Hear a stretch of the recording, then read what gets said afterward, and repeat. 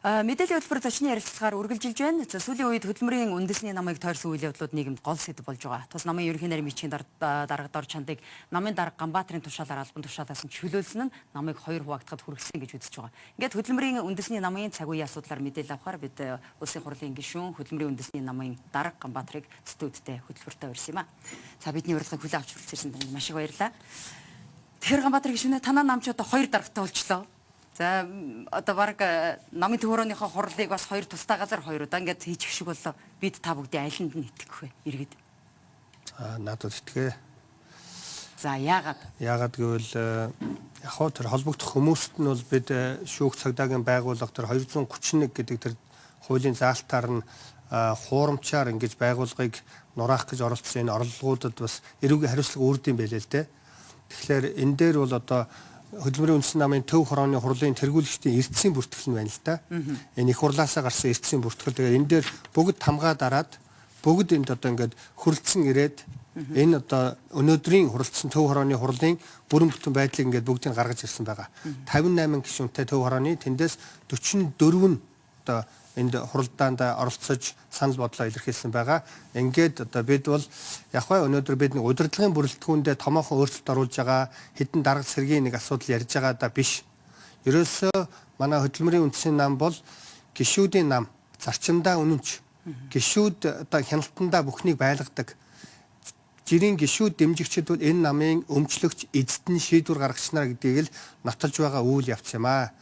Мөн одоо 20-од жил одоо манай бусад зарим том намууд маань хийж чадаагүй байгаа шинжилүүдийг бид бас 2 сардаа л хийж байна. Үндсэндээ нам дотор тэр буруу зөрөө одоо манайхан бол эрүүгийн цагдаагийн газар өгсөн байгаа л да.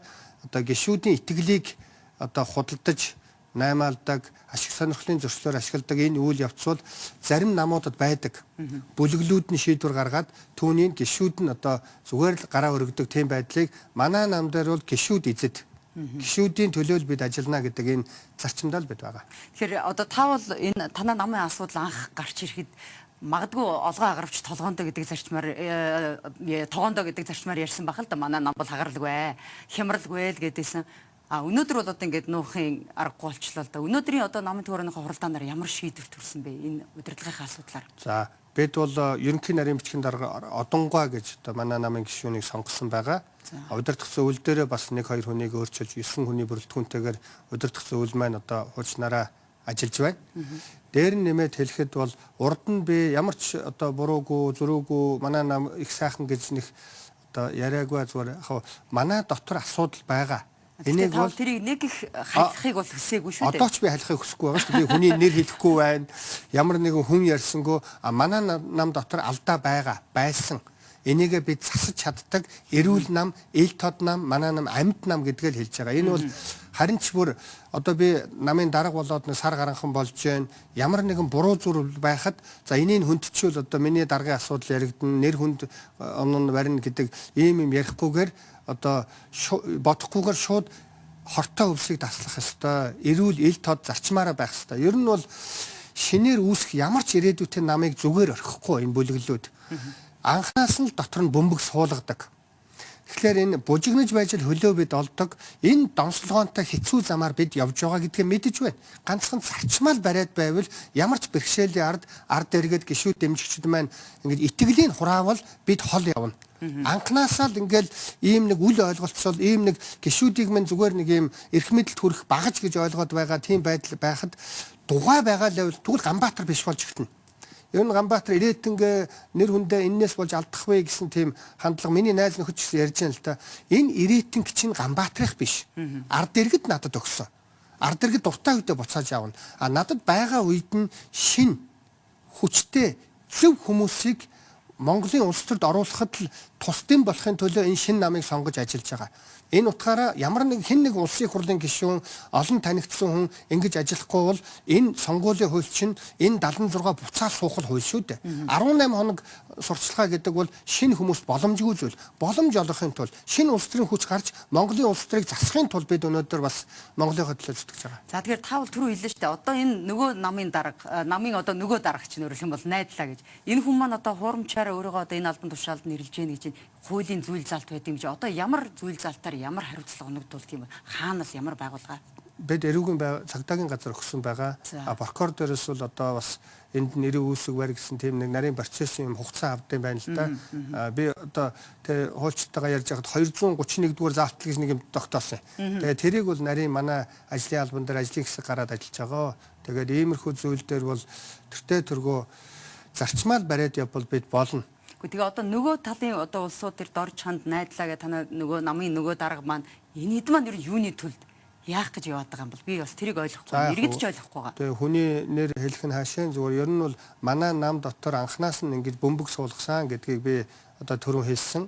Ер нь бол энэ ирээдүйтэй шин нам ирээдүйд одоо Монголын одоо том нам болвол бидний одоо идэж уудаг ажилгүйд ядуурл дээр нь ард иргэдийн ядуурл дээр тонгочдог энэ улс төр эдийн засгийн бүлэглүүдэд хүн цохилт болно гэдгийг мэдэрдэг. Ийм учраас ямар нэгэн бүлэглүүдийн улс төр энэ нам дамнсан тэр эдийн засгийн улс төрийн бүлэглүүдийн гар хөл болж миний одоо зарим нэг нөхдөөд маань явж байна даа л гэж би дотроо бодож харамсаж байна. А яагаад ингэж хэлж байгааг гэвэл ямар ч эрүүл ухаантай хүн ийм үйлдэл хийхгүй. Энэ бол тэр шийдэгдэх газраараа л шийдэгдэх болов гэж бодож байна. Одоо тэгээд өдөр тутмын бүхий л хэвлэл мэдээллийн хэрэгслэр өнөөдөр бол жишээ нь өглөө бүгд л одоо энэ аль бие ёсны дарга боллоо гэд маш сайхан явж байна. Дээр нь найдлаа дарга маань бас л намын үн цэний асуудал яриад байна л да. Үн цэний асуудал хаана явж байна? За үн цэний асуудал гэвэл бид шудраг зарчимтай байх гэдэг нь үндсэн үн цэн шүү дээ. Тэгээд энэ намын эзэд нь бол гişүүд нь. Энэ одоо миний энэ тамхтай бичиг баримт байна. Одоо тэр нөгөө нөхдүүдээс минь одоо ингэ асуулда яг та нарыг одоо дарга болгосон та нарын одоо энэ бүрэн бүтэн чадaltaй байгаа хуралд чинь хэдэн хүн ирсэн. Ирсэн бүрийн юм уу гэж асуувал хариулт байхгүй шүү дээ. Тэгэхээр энийг бол би өөрөө шүүх ч юм уу эсвэл цагдаа шиг одоо буруу зуруу гэж хэлэхээс илүү шийдэх газар нь шийднэ. Энэ дээр бол мэдээж шинээр одоо бий болж байгаа намд бол учирж байгаа бэрхшээлүүд байдаг.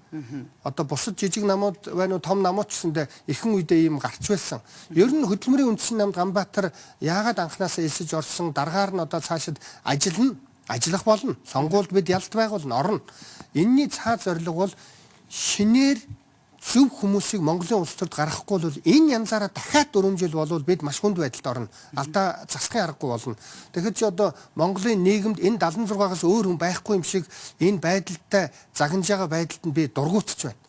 Цаа одоо манай форумын инх тухай гэл одоо манай парламентал дуу хоолой нь үнэхээр өнөөдөр л дутагдж байна.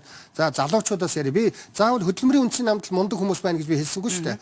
Одоо шилэн цогоо гэл одоо хамгал энэ улсын хуралд биднийг ичээж байна шүү дээ. Улсын хурлын гишүүд өнөөдөр шилэн цогоогийн ажлыг хийж энэ хууль баталчаа тэр нь ингээд цаас нь хөл ургаад явахгүй шүү дээ. Хэн нэгэн хүн тэр шилэн дансны хуулийг одоо хэрэгжүүлэх ёстой. Тэгэхээр энэ мэтчлэн зөв зүйтэй залуучууд зөв зүйтэй шинэ хүмүүс Монголын улс төрд орж ирэхгүй бол байдал хүнд байна л гэсэн санааг би хэлээд байгаа. Би ганц сүүлийн асуултыг асууж та маш тавчхан хариулахгүй би хоёр ярилцах цаг дууссан байна. Танаа намд бас ингээд бусад намаас нэгдэх юм хэрвээ санал тавиул танаа хүлээж авах уу? За энийг бол би одоо хөдөлмөрийн үндэсний намын дарга ганцаараа шийддэггүй. Гэхдээ даргын хувьд би байр сууриа илэрхийлэхэд одоо миний шийдвэр гаргагч нь бол энэ хөдөлмөрийн үндэсний намын төв хорооны гишүүд шүү дээ. Энэ гишүүдтэй хэлэхэд аль болохоор бид шин зөв тийм намуудтай эвсэж орохын төлөө бүр шаардлагатай бол нэгтгэж байна уу? Орохын төлөө байх ёстой. Монголчууд бид нэгдэх хэрэгтэй. Энэ талаар одоогийн байдлаар 3 намтай бид яриа хэлцлийн байдлаар ажлын хэсэг гарцсан явж байгаа. За маш их баярлалаа. Бид хоёр ярилцах цаг өндөрлсөн байна.